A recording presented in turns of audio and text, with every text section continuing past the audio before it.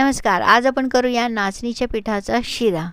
त्याच्यासाठी या 2 मोठे चमचे शुद्ध गाईचं तूप, त्याच्यामध्ये तेवढेच 2 चमचे नाचणीचं पीठ आपण टाकून चांगलं भाजून घेऊया.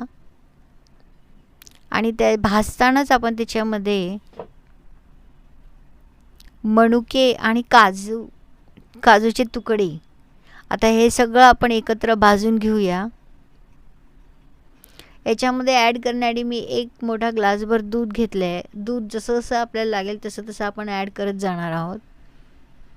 आता दूध टाकल्यानंतर गुठळ्या होऊ नये अशा गुठळ्या सगळ्या आपल्याला फोडून घ्यायच्या आहेत व्यवस्थित. आणि आपल्याला सतत परतत राहायचं आहे. ज्या प्रकारे आपण बेसनाच्या लाडूसाठी आपण सतत पीठ कसं भाजून घेतो तसंच आपल्याला हे सतत भाजून घ्यायचं आहे. परत थोडंसं दूध टाकून चांगलं सगळं मिसळून आता हा असा एक प्रकारचा लगदा तयार झालेला आहे. आता जितकं आपण पीठ घेतलं होतं तेवढंच आपण गुळाची पावडर किंवा गूळ घेऊया.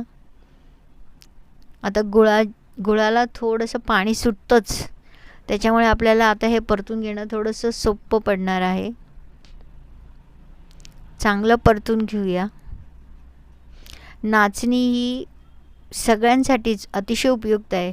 हाडांसाठी, स्किनसाठी, BP, शुगर सगळ्यासाठी अतिशय उपयुक्त नाचणी आहे. त्यामुळे ती आपल्या आहारामध्ये असलीच पाहिजे.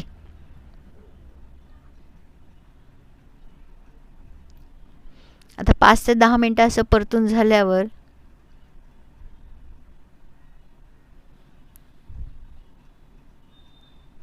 कंटिन्यूस असं परतून घेतल्यानंतर असं त्याला छानसा काळसर असा कलर येतो.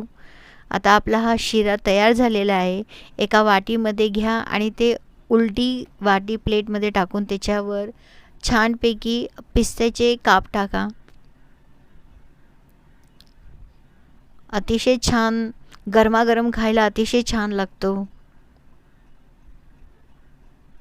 रेसिपी आवडल्यास, व्हिडिओ आवडल्यास लाईक, शेअर आणि सबस्क्राईब करा. धन्यवाद.